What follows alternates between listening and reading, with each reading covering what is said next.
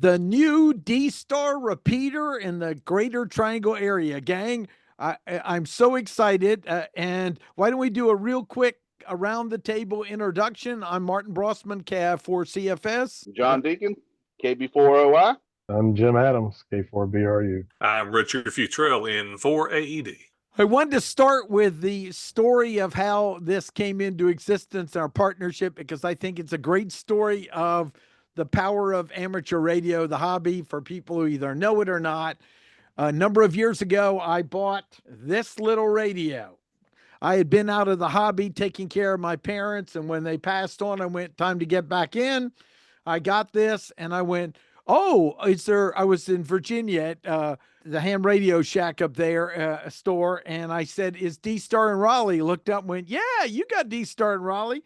I came home, there was no D-Star in Raleigh. They were all like gone. And I went, Yeah. wait a second, I've invested in quite a bit of Icom. What's going on?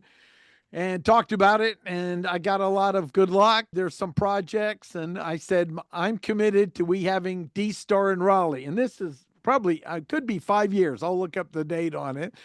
And then I kept putting the word out. I created a group. I teamed up with Richard because Richard's the master of solving problems that no one else can solve. And then all of a sudden, someone came up and said, I've got to use D-Star. I saw you're interested. Would you like to buy it?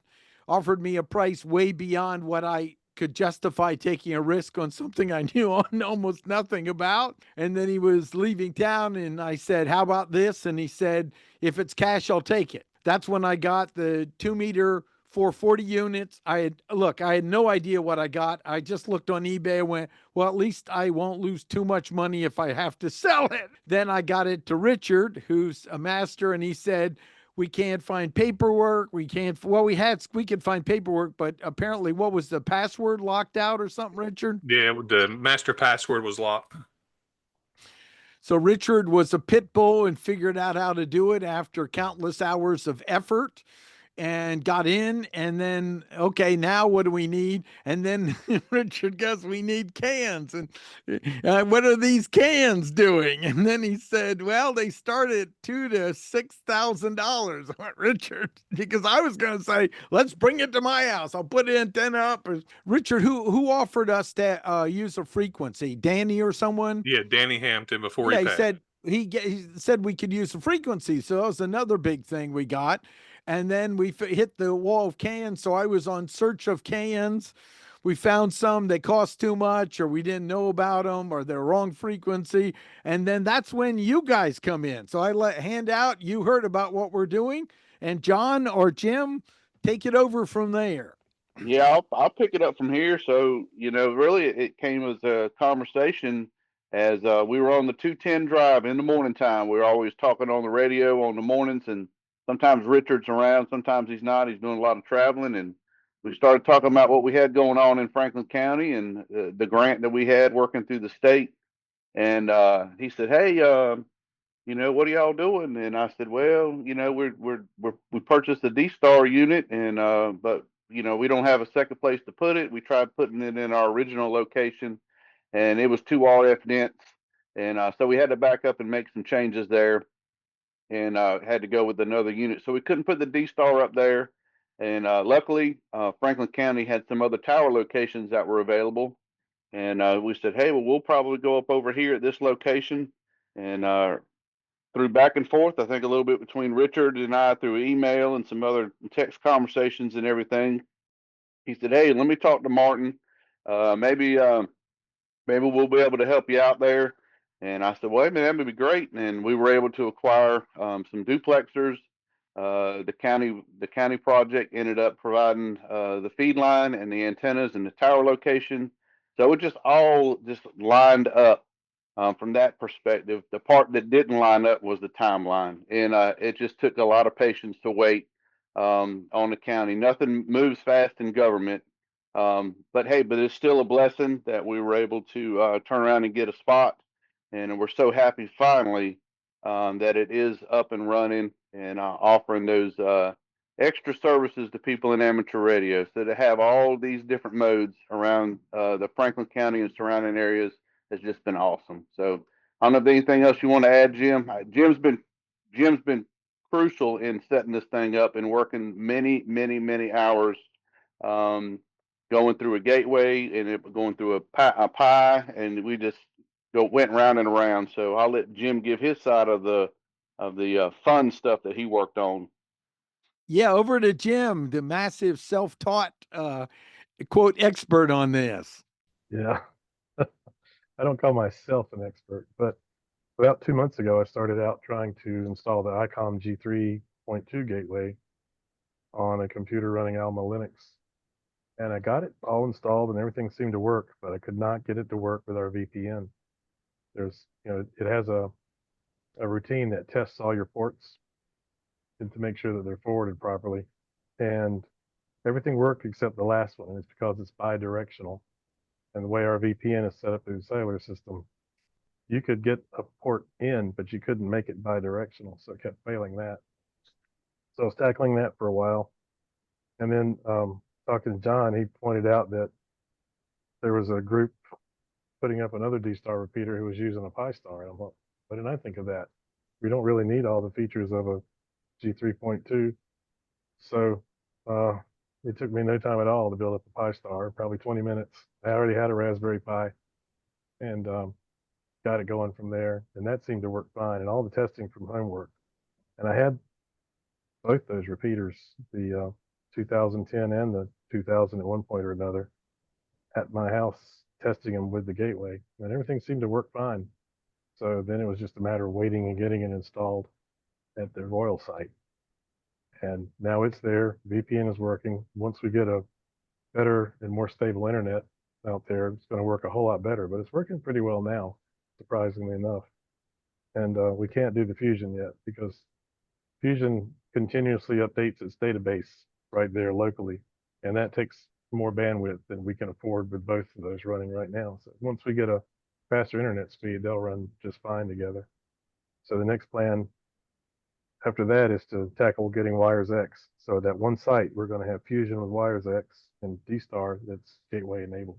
And we've already got the gateway enabled DStar. Seems to be working very well. You spoke to some guys on the Memphis net the other night. So I know you've got your stuff set up too. Oh yeah, thanks for the help on getting back into it. I forgot everything of getting set up, and that was exciting to talk to. Well, the good news with this is because it is internet enabled or gateway enabled, people who are not within range of the repeater can still access it through the reflector. We built our own reflector a little over a year ago, sort of in anticipation of this, but also in anticipation of all the folks in the clubs who have the 3 different modes of radios being able to talk to each other. What I've done with the D-Star is I've set it with a default to our reflector. So you can move it and change it to other reflectors, but if you walk away from it for 20 minutes and don't do anything, it'll switch right back to our default. And what's the reflector address again? XLX525B is in Bravo. Okay, good. I've got it programmed in. I just want to put a real quick plug in because the other piece of this is Neuse River Basin Club, Wilson Hines. Those guys have been great working with them and kind of pushing us. We're pushing them, trying to extend this D-Star network out to the eastern part of the state. We do have a lot of coverage, from Raleigh westward, but we don't have much around here and toward the coast. So we're really looking forward to this collaboration. That sounds great. Yeah, we've got the county, we've got that group. It's exciting to have. And then if there's anyone else, I'll put it in the text below of the video. I want to make sure we thank all that are involved. John, what was the requirement of giving you guys the unit? I said you have to at least take some pictures of, right, the process. Yep. So we had to take pictures. We had to take some video. I think we also needed to have a QSO, which I believe that you recorded the other day. So I think we've met all the requirements. Yes. And this is going to be on for a long time, and we're really, really super excited about this. So it's been really good. It's been a journey. Absolutely, and I'll be joining the club. I go out of town tomorrow. I'm going to try to twist Richard to join as well, because when Richard put all the time in, I said, Richard, we're co-owners on this. We're either going to connect it or sell it online and see what will happen next. But I do want to say that there's a difference between saying, I hope I can have it versus saying, what does it take to make it happen? And my attitude is, if it's important, you say, what does it take to make it happen until it occurs? I also want to just mention to people, remember, this is a hobby. Don't expect it to be on and perfect. You know, if you're in the hobby and you expect everything to work perfect, you need to, like, I don't know, use your cell phone or something. Part of the fun to me is troubleshooting and figure out what went wrong and what I can learn from it as well. Yeah, for sure. And we're going to finesse this. We know there's still some more work to do, and it will get better. Of course, as Jim mentioned, the internet solution, once we get that going on, the gateway is running good. It could only get better. So that's what we're looking forward to. And then we have the North Carolina Amateur Radio Operator Facebook group, which I started with Richard and Charles Murray, and a few other people help out with that. So anytime you want to announce something in it, feel free to use that. Next, I want to bring up the pictures. So we have some pictures, and why don't we just go around and just talk about what we're seeing? Is that all right with you? What are we looking at right now? All right, so on the top deck right there is the RP2C controller. Mm-hmm. That is required in this generation of D-Star repeaters. You must have that in order to operate either the RP2000 or the RP4000. So they interconnect to each other, and then the internet service comes in also into the in that RP2C. And at the bottom there there is the 4-CAN duplexers in the very bottom there. Mm-hmm. Are the 4-CAN duplexers that are mounted there to the bottom of the rack. Excellent. Our next one is that's the back end, right, of the rack? Yes, that is. So kind of top to bottom is the Yaesu DR2X. Those are the duplexers. That's the power supply. And then right below that, we do have a trip light UPS system in there. And then you see the back of the RP2010, which is there in a standby mode. We just have it programmed and ready to go. But down below that, which is blocked, are the two D-Star repeaters. But there is and I'll let Jim explain this, but this is the down below where the black and the yellow is the PDU unit that can be accessed remotely. That pretty much monitors the internet connection and the systems to the repeaters. So Jim, if you want to give a little background on that. Okay. Yeah, it started out, we have another repeater site that we put up about a year and a half ago, and it also uses cellular internet access, and worked fine for a few months. And all of a sudden one day we discovered that our cellular internet was gone.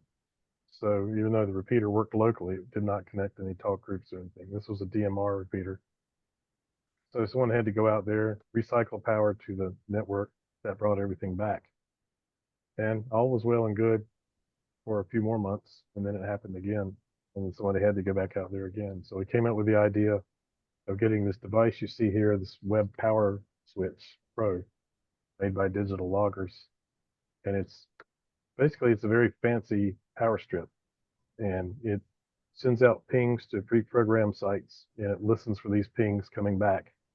And if it misses a ping 8 times in a row, it'll cycle power to whichever outlets you program it to cycle the power to. So once we set that up at Wake Forest, we've had that issue happen 3 more times. Nobody's had to go out there because it's reset itself. And instead of taking days for somebody to be able to get out there and change it, it takes 12 minutes or so for their full reset process to occur, and then everything's back on. And now when it happens, we don't even know it unless I happen to check the logs. But and it happened one day last week at Wake Forest, and it's reset itself before anybody knew it. But what you see when you look at it, you can see all the various components that are plugged in there, including an Ethernet cable. And the little white transformer that's in the upper left of all those plugs is for the cellular router. And that gets recycled, and so do the switches and the little white router you see on top of that in the distance. that's a VPN setup. We have a VPN service offsite. In this case, it's in Atlanta on a cloud server there, and it's ours. It's not a commercial VPN, and the that router connects to it. So because it's cellular, you can't forward ports through cellular connections. So we set up a VPN in order to make that possible, and it's working. And so that if anything does happen and we do drop our internet, this will reset us. Now, right now, because the internet is so unstable, I've turned that function off. Once we get our stable internet back, I'll be turning it back on again. The other beauty of this is that if we get some rogue user who's keying down on the repeater or interfering with it or whatever, or for any other kind of reason that the repeater might start causing interference, we can log into that, turn the power off with just one command. And we can turn power off only to one repeater or the other, not to everything. So that seemed to be very worthwhile, and we decided to go ahead and implement it on this setup and also the one in Epsom that's going to be coming up. So we will have full control of these repeaters, as long as we have full internet. So that's what the web power switch is about. Excellent. Excellent. Well, let's see what else we got here. Oh, there's the front Yep. of the same panel, right? Absolutely. Yep. So you see this System Fusion C4FM machine. That's actually running in dual mode. So it's running in analog and in digital. Excellent. Excellent. Yep. So from the top, what is our top again? So that's the Yaesu DR2X repeater. Down below it with the black cover on is the duplexers. It doesn't have any front front view, of course, and then it's the power supply, 50 amp power supply, and then UPS trip light is right there, and then skip and go down, and then you see the Icom the 2010, which is the new generation of D-Star unit. We have that there programmed as a backup for us.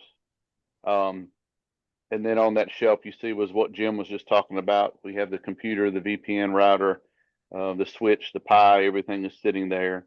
And then of course the RP2C controller, RP2000 VHF repeater. Excellent. Excellent. All right, let's see what else. There's those cans. This is the thing. When this was the showstopper. When I go, well, can we just put an antenna up and use it? No, we're gonna need. Well, how much does it cost, Richard? Okay, all right. Yeah, I'll tell you the story about those is I stumbled on a Facebook Marketplace post, and there was the wife of a Silent Key that had these in Eastern North Carolina, and two of them brand new in boxes, never been tuned, and we picked them up. We picked them up for a song, and along with some other stuff as well that really ended up benefiting not only the club but this project. So we've got a ham in heaven looking down going, thank goodness someone got to use it, right? Absolutely. Excellent. Works very well at this site. And then from here, this is some of the grounding, right? And the connectors. Right. So that one that's marked right there, you see that says top. Yep. That is our 1 5/8" feed line coming down the tower. So what's not shown is there is a crossband coupler on the top of the tower. That 1 5/8" runs all the way up to the tower and splits into that crossband coupler, and it has a high and a low port. So the high port goes to the UHF, the low port goes to VHF, and then we bring that down the tower, come in and convert from 7/16 DIN down to an N connector, and then we carry that over, and we have another crossband coupler that actually splits at the rack, and that may be one of the other is in the picture of another image that we have later, but that just the massive feed line that we have, which is excellent to help us with just killing any loss. It's just excellent. Fantastic. Excellent pictures too.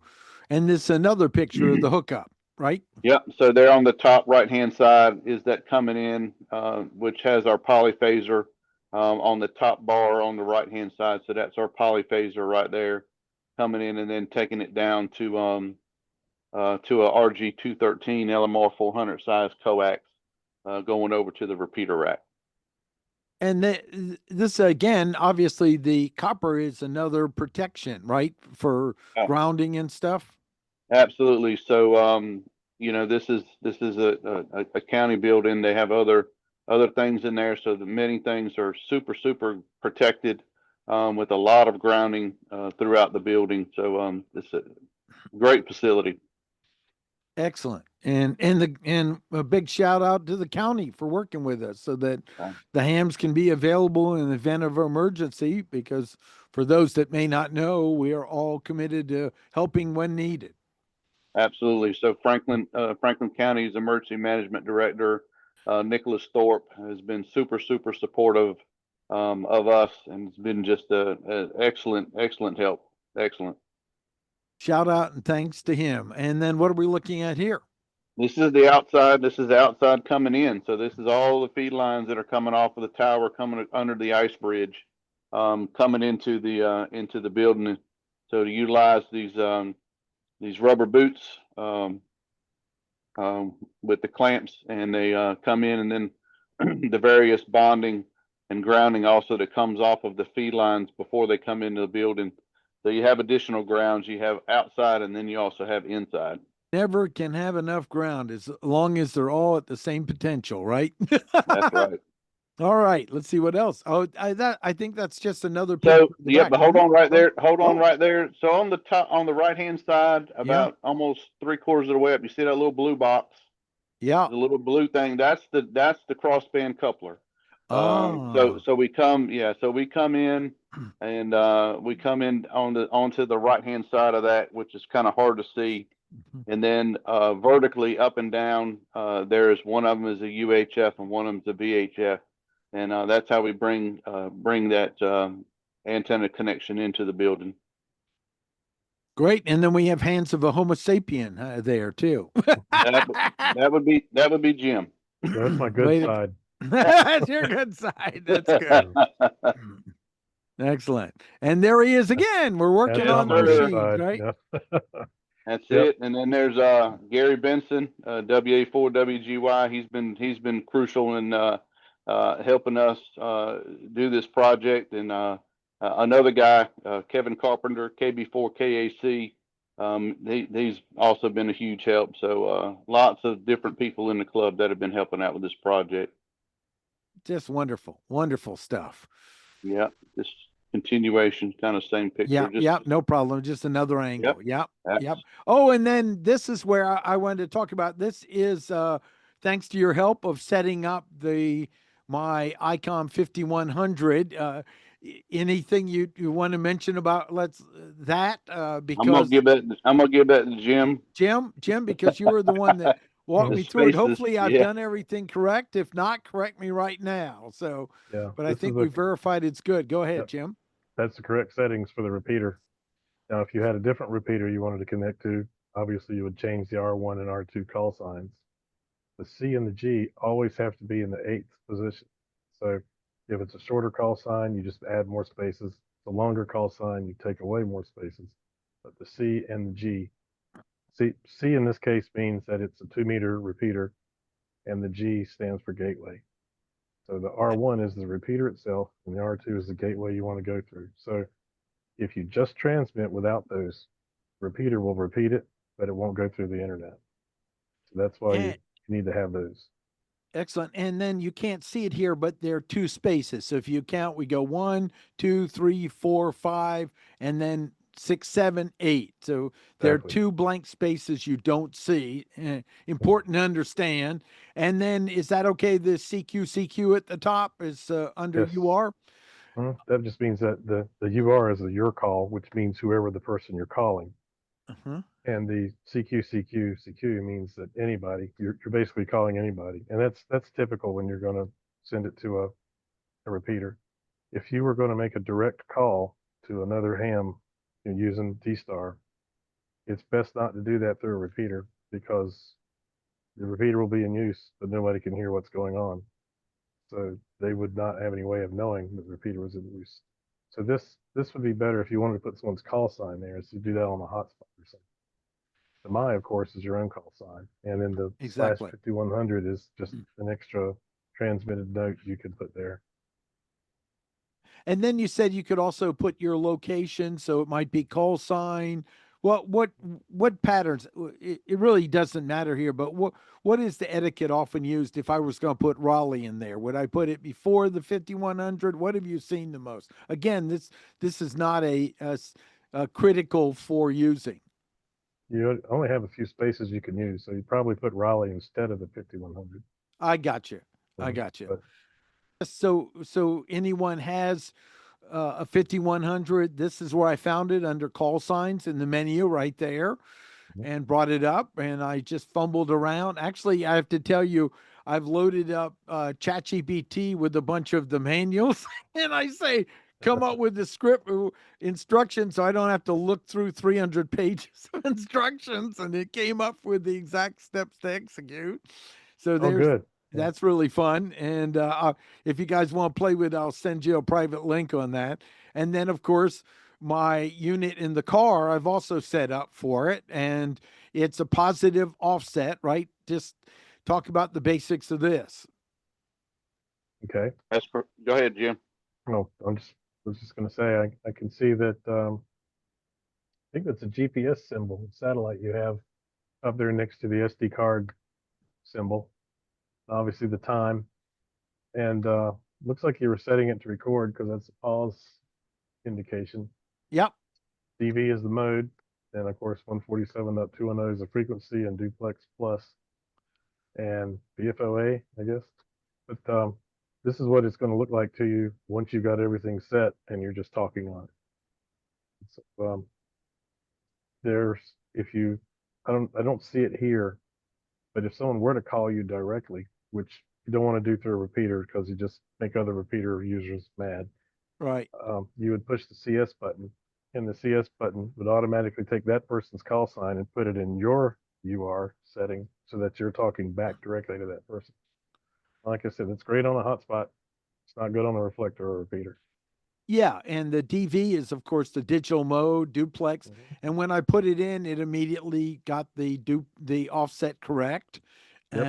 And then I set up the other and queued it up. I'm in North Raleigh, so I've been testing out what locations will hit it on the road. So I put on high for now. Sometime we'll have to get it where I'm driving somewhere and see how far I can go with getting it.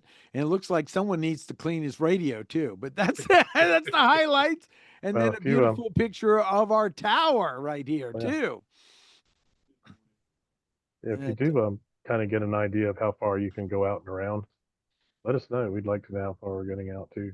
Yeah. Well, what I'm doing is when I'm on the road, I'm kind of calling in and announcing it. And as we get more people, then we'll get it. But there's that beautiful tower that it's on. Yep. So next to the top, you can see the antenna on the left is the DB224. That's our VHF antenna.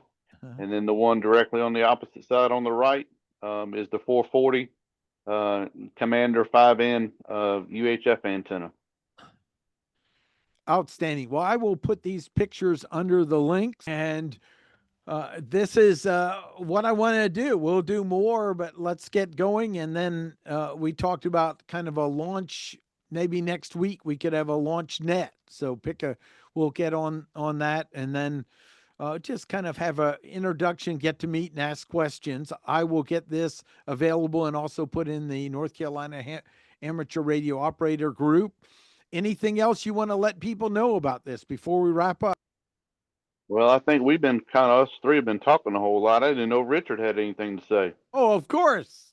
Go ahead, Richard. I just want to say thank y'all for everything y'all done. I'm glad we were able to make things mesh with you, and we couldn't get it done, but y'all could. Well, we couldn't have done it without you guys either. Yeah, and we couldn't do it without Richard's hours of fumbling. He goes, well, it's locked us out. We don't. I go, what can we do? And he says, let me Yeah. look into it. Richard's like a pit bull in solving a problem, man. He'll stay on it till he finds it. So big thanks to all Richard's hard work, and I'm just excited to have it in the area and excited to help you out. And like I said, I'll be joining the club. I just print out the form and I invite other people. One thing to close on: if people want to support this and help it, what's the best way to do it? So if they want to join the club, that would be great. FCARC.net is our website. At the top, there's a link. I think it says become a member. So you can do that. And then as we move forward and think about expanding the D-Star network, I will call it, as we look to move it eastward, we're probably going to be looking forward to do some level of fundraising, right? So we want to try to make this available for everybody moving out in that direction. We got a lot of people that we talk to on the radio that travel.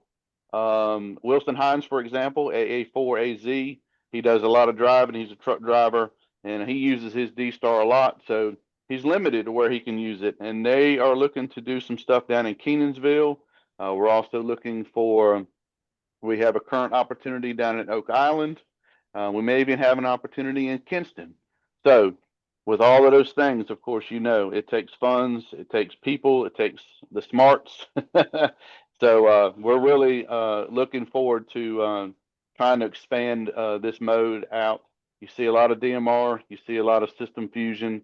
You just don't see a lot of D-Star. So we're looking forward to making this available to many others. And a big shout out to Icom. Icom, we'll pass it to you. Icom, we welcome any swag you want to send the club or anything else, right?